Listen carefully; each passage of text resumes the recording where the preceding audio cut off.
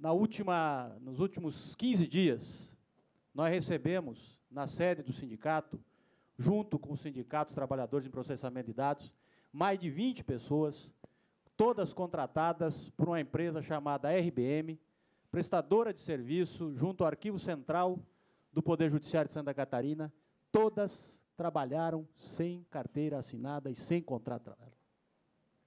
O caso RBM nos ensinou uma outra coisa, que não se esgota no episódio dessa empresa. Nos ensinou que a terceirização no Tribunal de Justiça, no Poder Judiciário de Santa Catarina, ocorre sem qualquer controle das autoridades responsáveis. Quando o diretor da área vem e diz que o contrato era para 12 pessoas, mas havia lá 52 pessoas trabalhando, e aí o sindicato atravessa um pedido e diz: mostrem para nós o contrato de trabalho dessas pessoas, se revelou um problema cuja dimensão pode ser amplificada para todo o Judiciário de Santa Catarina. Mas isso é uma resposta que eu acho que a administração do Tribunal de Justiça deve dar, de como controla e, principalmente, como vai responder, porque o Tribunal de Justiça de Santa Catarina vai ser acionado judicialmente por essas pessoas, por essas mais de 20 e outras tantas, e outras que já acionaram em contratos da Plansul, para responsabilizar o Estado de Santa Catarina pelo pagamento, porque a empresa não vai pagar. Não vai pagar. Mas nós não estamos falando, lembrou bem o deputado Amaury Soares, nós não estamos falando do capital, né? Nós estamos falando do Estado. Nós estamos falando do espaço público, nós estamos falando do espaço onde o que deveria se realizar são as necessidades mais sentidas da sociedade. E, no entanto, esse espaço, que deveria ser o de defesa última e principal dos direitos e garantias sociais inscritos na Constituição Federal, se faz sem parcimônia um processo de terceirização e, pior, se absorve todos os vícios e as naturalizações da terceirização, inclusive essa, de rebaixar, assim, aquilo que nós estamos chamando, Daniel, do marco civilizatório, porque não é nem direito. É o mínimo civilizatório para um país, para qualquer nação, é que um trabalhador trabalhe com carteira assinada e tenha, ao final do mês, o mínimo direito reconhecido, mesmo que o salário mínimo seja de R$600. Mas é, assim, o mínimo de civilização, não é nem de direito, nem de lei. Quer dizer, para dizer, somos um país civilizado, e, no entanto, isso acontece aqui, no Judiciário. Quando nós pegamos os dados do CNJ, está aqui o doutor Júlio, inclusive, que foi durante certo tempo lá, assessor da Corregedoria Nacional da Justiça lá no CNJ. Santa Catarina tem a pior proporção do país, trabalhadores efetivos e precarizados. A pior proporção do país é a de Santa Catarina. É de menos de 50% de efetivos em relação aos precários. É a pior proporção do país. Vem seguindo um pouco mais atrás, Minas Gerais, Espírito Santo e Paraná. E depois, bem atrás, outros estados que têm uma proporção de efetivos muito superior em relação, muito embora o dado seja apresentado pelo Conselho Nacional de Justiça, e precisamos prevenir, deputados, o Conselho Nacional de Justiça que não divulga o dado dessa maneira, porque divulga que no Poder Judiciário de Santa Catarina existem 10.023 servidores. Aparece lá, total de servidores, 10.023. Mas os que passaram por concurso público, segundo a mesma tabela do Conselho Nacional de Justiça, são 4.688. Mas o dado que é apresentado à sociedade, que aqui são 10.023. E são esses sem carteira assinada, são esses terceirizados, são esses para os quais não há controle da atividade que desenvolve, porque há setores inteiros no Tribunal de Justiça, o coração da diretoria judiciária, onde se movimentam os processos, é todo tocado por trabalhadores terceirizados. Certo? Todo tocado por trabalhadores terceirizados. Mas não é só a terceirização.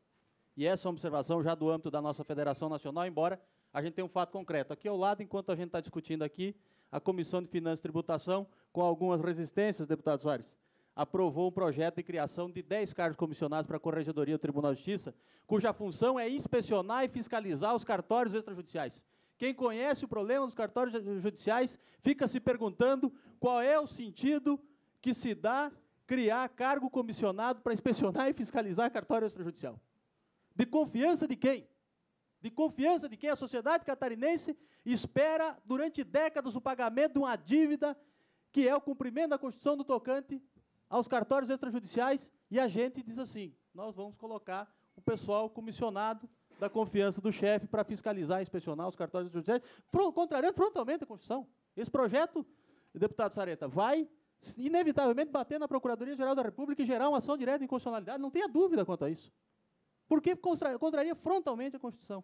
E isso acontece e se repete no país inteiro como um padrão de comportamento em que, além da flexibilização proporcionada pela terceirização, há uma expectativa de centralizar o controle e a gestão, aquilo que chama, Rafael, gestão de pessoas na mão dos juízes. Os juízes, quer dizer, o judiciário é moroso, você diz assim, precisava dar mais sentença, e o que é que a gente faz? Carreia 15, 20, 30% do tempo e da força de trabalho dos juízes para administrar, para resolver questões administrativas, resolver férias de servidor, cuidar de empregado terceirizado, cuidar disso, daquilo. Mas isso não nos parece, do ponto de vista da federação, uma coisa distoante da expectativa que foi traçada no documento técnico 319 do Banco Mundial, em 1999, que orientou a reforma do judiciário para a América Latina. E lá tinha um dos quesitos no tocante à força de trabalho, dizia o seguinte, inverter a atual proporção, que é de 70% efetivos e 30% precários, para uma proporção de 30% efetivos, 70% precários. Nós estamos caminhando para e passo com o projeto estabelecido pelo documento 319 do Banco Mundial, sem que ninguém discuta isso com a sociedade, sem que a sociedade saiba que aqui se faz cursinho pago com dinheiro do Banco Mundial para ensinar como fazer para precarizar relações de trabalho no interior do próprio Poder Judiciário. Há cursos no país inteiro. Quem daqui, quem da sociedade lá fora sabe que o Banco Mundial está investindo dinheiro a fundo perdido para dar cursos? Para juízes, para gestores de tribunais? Com que interesses? O que é que está cobrando em troca? Quer dizer, essa questão faz parte disso. A terceirização é a pontinha do iceberg, mas, ô pontinha desgraçada, trabalhador sem carteira assinada no judiciário é de lascar. É de lascar. Era isso, obrigado. Obrigada, Volney. Já está franqueada a palavra ao deputado Sargento Neudir Sareta. Quando desejar fazer uso, por favor, fique à vontade. Convido o senhor Flávio Francisco, também analista administrativo aprovado, para fazer uso da palavra.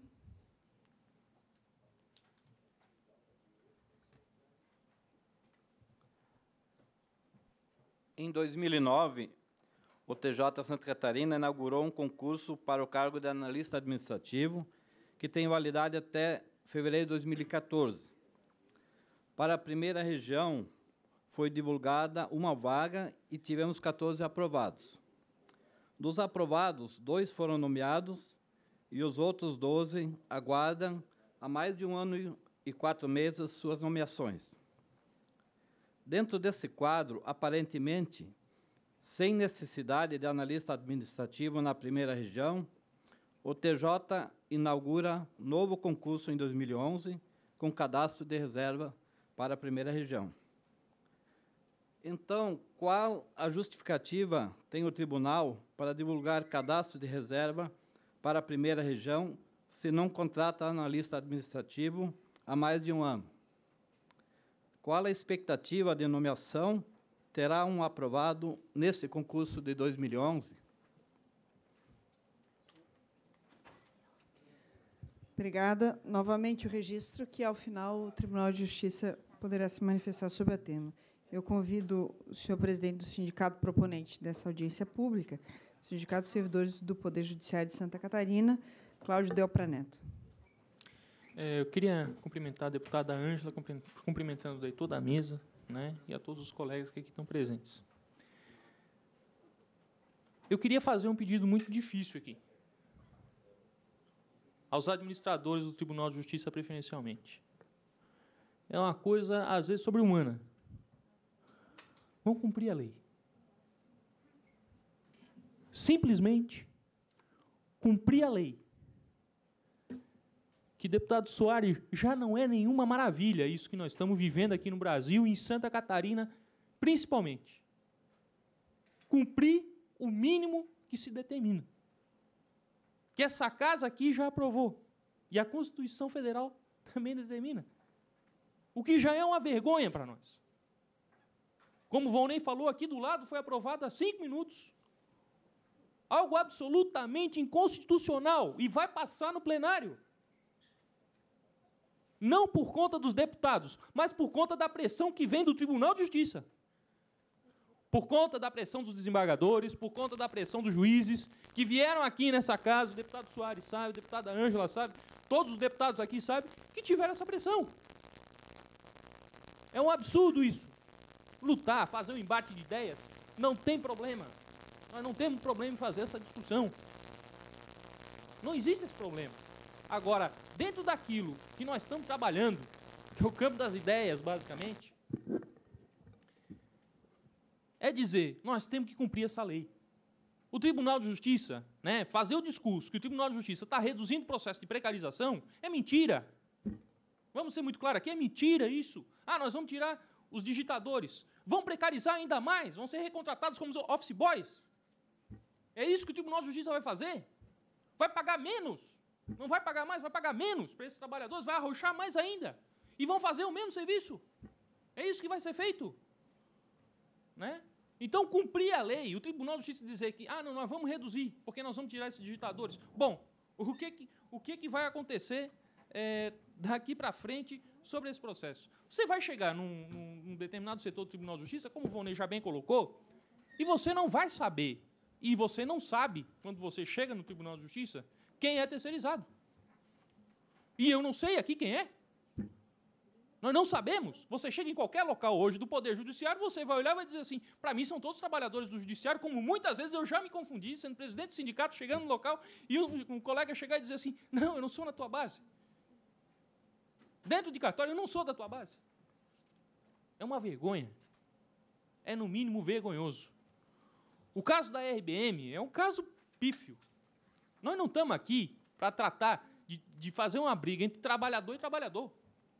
Mas não é isso. Tanto é que quando os colegas vieram e disseram assim, olha, nós estamos trabalhando lá sem carteira assinada, nós dissemos assim, olha, vamos chamar o Ronaldo, do SINDI-PDSC, vamos chamar todo mundo para dar o apoio mínimo e defender essas pessoas. O Sinjus que não está aqui como ente, no sentido de dizer assim, não, a terceirização, vamos meter todo mundo para fora. Mas não é isso. Mas não é isso. Mas quantos milhões e milhões e milhões de reais que o Tribunal de Justiça paga e não é para esses terceirizados? É para as empresas que estão enchendo os bolsos do dinheiro e explorando ao máximo e de forma vergonhosa e de forma de escravidão praticamente esses trabalhadores. É isso que o tribunal faz. É isso que o tribunal está fazendo. No processo de redução, se a gente observar os estagiários do Poder Judiciário, a lei que trata do estágio diz que é no máximo 20%. Mas faz um adendo lá pelas tantas dizendo o seguinte, não, os estágios de nível superior não têm controle. Não tem controle. O Tribunal de Justiça, num dado momento, o desembargador Francisco, ele estipulou que o máximo de estagiários que poderia existir seria 30%, que já é um número alto, se a gente observar o número de 10 mil trabalhadores, 30%.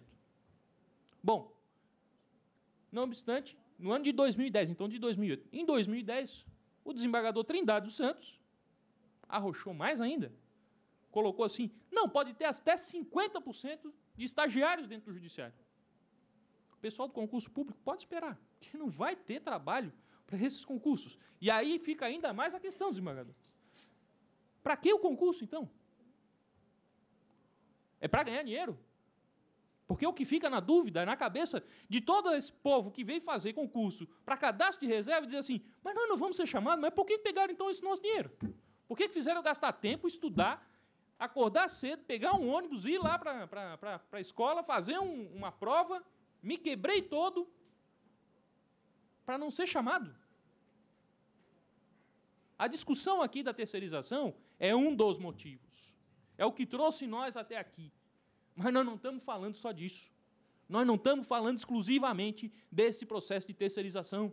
aos companheiros terceirizados e sindicatos dos trabalhadores terceirizados, não é única e exclusivamente esse assunto. O assunto, e já conversamos isso, doutor Júlio, é muito mais amplo. E não se trata aqui exclusivamente da legalidade, porque nem isso está se cumprindo. Infelizmente, isso não está acontecendo. É uma tristeza para nós não viemos aqui felizes com essa situação que se colocou. Ao contrário. Né? Esperamos, sim, as respostas do Tribunal de Justiça? Não vamos esperar. Né? Não parte do Sinjus que fazer a espera. O Sinjus que vai agir sempre.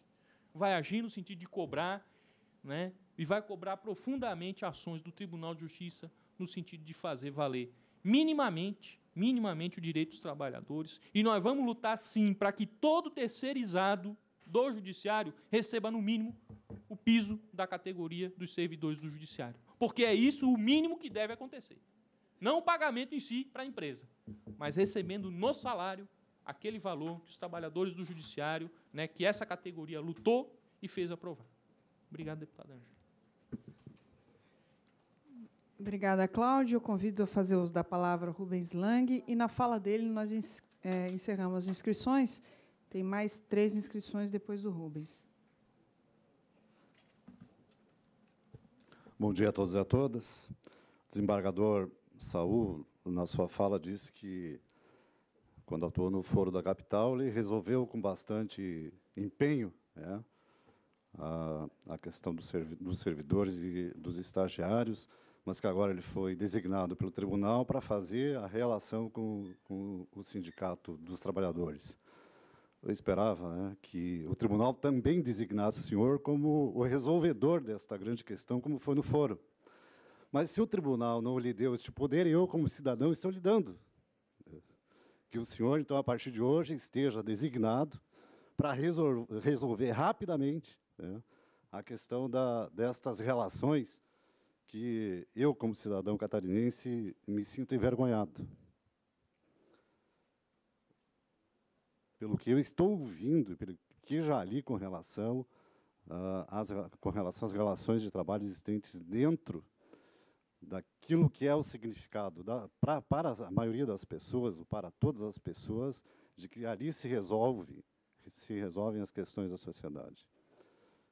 O Tribunal de Justiça de Santa Catarina, neste momento, me deixa, como cidadão, envergonhado por permitir a exploração de outras pessoas como eu, trabalhadores e cidadãos, neste nível em que as coisas estão sendo colocadas. Muito obrigado. Obrigada, Rubens. A senhora Caroline Napoleão de Moura. E, depois dela, o senhor Ramon Coelho.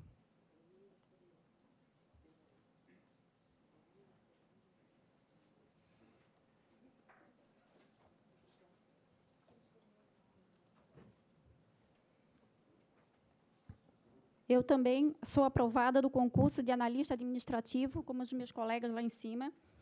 E a minha pergunta é a seguinte: o Tribunal de Justiça tem 19 cargos vagos na Justiça de primeiro grau e mais 50 cargos vagos não distribuídos também na Justiça de primeiro grau. Se existem cargos vagos e não distribuídos e 2 concursos em vigência, por que o tribunal não nomeia os candidatos aprovados? Obrigada. O senhor Ramon e depois a senhora Kátia Fernandes. Bom dia a todos.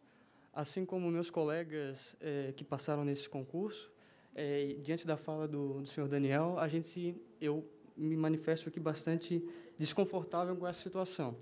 E, dentre o que foi explanado aqui, a pergunta é a seguinte: o artigo 4º da Lei Complementar 406 de 2008 dizia que o cargo de secretário do foro do quadro de pessoal do Poder Judiciário fica transformado no cargo de analista administrativo. Após a revogação desse artigo, quais passaram a ser as funções do analista administrativo provido no primeiro grau? Obrigado. Obrigada. A senhora Kátia Fernandes, depois a senhora Manuela Ribeiro.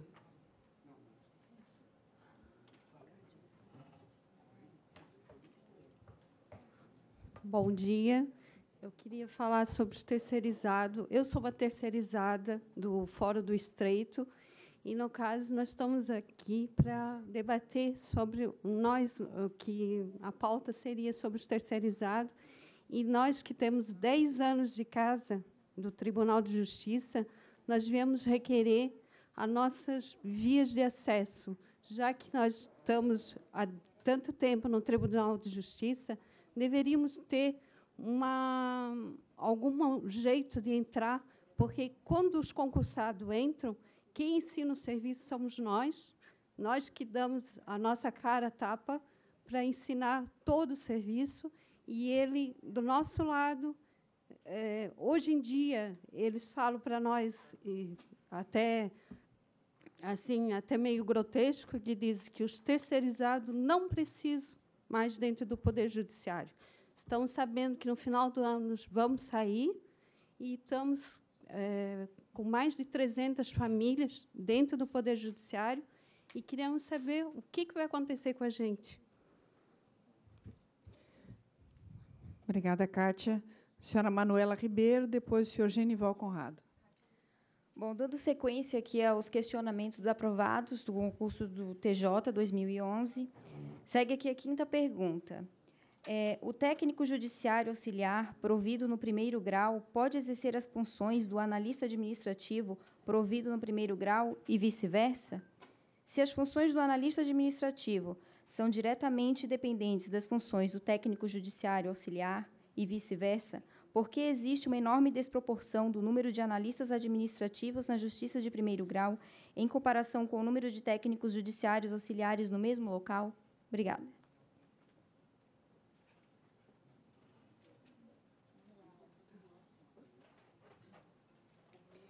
Senhor Genival e depois a senhora Cristina Zarte de Souza. Bom dia a todos e a todas. A minha pergunta é o seguinte: diante de tudo o que foi exposto até aqui, o que podemos esperar do Poder Judiciário?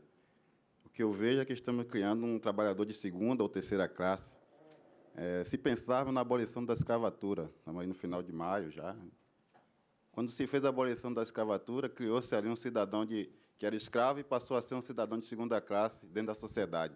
E o que o Poder Judiciário faz agora com os trabalhadores chamados precarizados? Até o nome precarizados. Precarizados. Os trabalhadores não têm família, não têm filhos, eles não são trabalhadores, não merecem direitos, trabalhadores sem carteira assinada. E aí nós estamos vendo o Brasil está fazendo um trabalho para sair daquela lista dos países que ainda têm trabalho escravo. Mas o que seria um trabalho escravo hoje dentro de uma sociedade organizada? Qual o valor desse trabalhador? Eu vi ali, as grandes empresas têm um percentual, chega até 30%, mas quem é a maior empresa brasileira é o setor público. Acho que tem em torno de 9.500.000 trabalhadores públicos no país. É o mínimo que se tem, que deveria ter. E os precarizados estão lá, trabalhadores esses, que chega uma senhora que chega aqui e diz que não sabe o que vai acontecer com ela até o final do ano. Qual a sensibilidade do Tribunal de Justiça em relação a isso? É só uma luta contra trabalhadores? É contra a organização também dos trabalhadores. É luta contra direitos conquistados e direitos que são agora chamados de precarizados. Porque precarizados são trabalhadores sem direitos. Trabalhadores que fazem o mesmo serviço e não têm direitos. Eu acho que aqui não se quer caça às bruxas aos terceirizados, mas às condições de trabalho. Eu acho que é tão vergonhoso, porque nós, trabalhadores, recorremos sempre ao judiciário para resolver nossos problemas. Mas como eu vou recorrer para quem vai resolver o problema, quanto se lá dentro tem 50% desse problema só em um lugar? 50% de trabalhadores que não têm direito dentro do judiciário que vai resolver o meu direito de trabalhador normal. Eu não trabalho no judiciário. E preciso sempre do judiciário. Mas que postura, então, vai ter um juiz se ele está lá tendo trabalhadores sem carteira assinada dentro do judiciário? Eu sou um cidadão normal, comum, como qualquer cidadão, que acorda cedo, como todos os precarizados. Agora, meus amigos e minhas amigas, se nós, enquanto cidadãos, admitimos que no Poder Judiciário, que na Assembleia Legislativa, que eu vi que ano passado aqui também teve uma audiência pública em relação aos precarizados da Assembleia Legislativa, que gastou 19 milhões apenas em uma canetada para admitir terceirizados. Eu acho que a sociedade não está andando bem, o Brasil está andando para trás, cada vez mais para trás. A gente vai atingir o emprego pleno, mas emprego pleno precarizados. Aí fica a pergunta, chega o judiciário amoroso, começa a forjar uma sensibilidade no trabalho de que os concursados não trabalham e os precarizados é quem trabalha. Isso não existe, isso é uma ideia que se passa de que o funcionário público não trabalha, e aí tem que se contratar terceirizado, e o terceirizado acha que ele trabalha e o concursado não trabalha, nada disso, é uma luta de poder. E os trabalhadores estão no meio desse fogo cruzado sem receber nada. Sem receber nada. Acho que tem que ter organização mesmo, bater de frente, é o que estamos fazendo aqui. Pena que não está totalmente cheio isso aqui, porque isso é uma luta de todos. É uma luta da sociedade, é uma luta dos sindicatos, é uma luta dos deputados e do tribunal. Pena que não tem tempo de falar mais. Muito obrigado.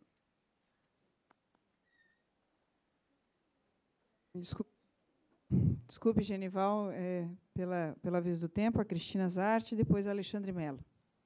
Bom dia a todos. Infelizmente, a gente fica numa situação triste, escutando essa declaração desse pessoal terceirizado, a gente se sente mal. Infelizmente, estudamos, a gente se esforça muito para um dia poder assumir um emprego, um cargo público, uma função no poder público, e a gente vai acabar substituindo esse pessoal, mas esse erro começou todo do poder, né? Infelizmente, isso tem um início, a gente se sente mal, infelizmente, mas a gente tem que sentir a vergonha de tudo isso. Infelizmente, é muita vergonha que acontece nesse poder, muita desregulamentação, muita dificuldade de eu montar um processo administrativo, porque eu não tenho base legal. Tudo que eu faço é perguntas em cima de perguntas e mais perguntas. A gente não tem fundamento em nada, porque tudo é a base de resolução. Tudo é a base de resolução. Não tem base legal em nada. Então, um benefício em cima do outro para o tribunal, uma resolução em cima da outra, não ficou legal desse jeito, a gente emite uma outra resolução. Gente, é muita vergonha. Muita. Quanto mais eu pesquiso, mais eu encontro furos. E meu Deus, assim, estudei. Hoje eu não sei se eu tenho vontade, prazer de entrar no Poder Judiciário de Santa Catarina. Infelizmente, não tenho. Eu entro naquele Tribunal de Justiça, sinto um peso. Vontade não existe. Estou lutando por uma coisa que eu sei que é de direito nosso. Não acontece só com analista administrativo, é com oficial de infância e juventude, é com oficial de justiça. Os técnicos judiciários que são prejudicados pelos terceirizados, coitados, né? E aqui fica uma última pergunta em relação a esse concurso de analista administrativo. A comarca da capital, por ser uma comarca central, que abrange um número muito superior de processos em comparação às demais comarcas do Estado, apresenta um dos menores números de analista administrativo de Santa Catarina. Poderíamos pensar que, com certeza, alguns substitutos estão exercendo tais atividades, talvez terceirizados, talvez outros cargos, né, caracterizando o desvio de função. Como é que fica essa situação? Obrigada. Obrigada, Cristina. O senhor Alexandre Mello e depois a senhora Jane Maria Vieira. Boa tarde, bom dia a todos. Alexandre Mello, diretor do Sindalesc. Essa é uma discussão que a gente também vem mantendo bastante fortemente aqui na Assembleia Legislativa, e a gente sabe que o problema central são os seres humanos, independente se é terceirizado, se é servidor público, se é concursado que não foi chamado. Eu até pediria que o deputado Sareta só aguardasse um momentinho, que, na verdade, a nossa ideia aqui é tentarmos resolver o problema. E nós temos hoje aqui na mesa praticamente 3 deputados, que significa quase 10% da bancada catarinense. Eu pediria a eles que realmente buscassem soluções legais e visualizando o ser humano. Diversas falácias que estão sendo realizadas aqui precisam ser concretizadas através da legislação, para que contemple a todos, indistintamente. Porque o que nós queremos aqui é um país melhor. E nós não podemos entrar no grande conflito que estão gerando entre terceirizados, concursados não chamados, concursados já chamados, os efetivos. O que nós queremos é soluções. E eu acredito que os deputados catarinenses, com a sua perspicácia, conseguem, sim, construir uma legislação que seja capaz de minimizar os conflitos e resolver definitivamente. Por que na Assembleia nós temos N problemas, e assim, dos mais variados, discutidos, e estamos tentando levantar, inclusive, dados que a gente não possui. Porque realmente um problema que nós temos hoje na nossa sociedade, apesar da transparência tão falada, é que a gente tem dificuldade de acessar, mesmo nós que somos servidores da casa, temos dificuldade de acessar várias informações que são factíveis de análise e para que a sociedade perceba quantos está sendo realizada essa questão, não só da terceirização, dos concursos públicos que as pessoas não são chamadas. Então, eu pediria ao deputado Amaury, a deputada Ângela, o deputado Sareta, que se encontrava aqui, que realmente aprofundasse mais essa questão e começasse Santa Catarina a ser pioneira nesse problema que hoje existe do serviço público, da terceirização, para que todos, indistintamente, sejam contemplados. Porque o nosso problema hoje é que pode gerar um grande conflito no meio do serviço público entre terceirizados, concursados não chamados e outros tantos e efetivos, porque não há uma ação efetiva e não há nenhuma legislação, conforme algumas pessoas aqui manifestaram. Nós precisamos de legislação que realmente norteie, uma legislação clara, não aquelas que a gente tem que ler 200 mil vezes e a gente não encontra uma posição efetiva. Então, eu pediria aos deputados que aqui estão que realmente construísse uma legislação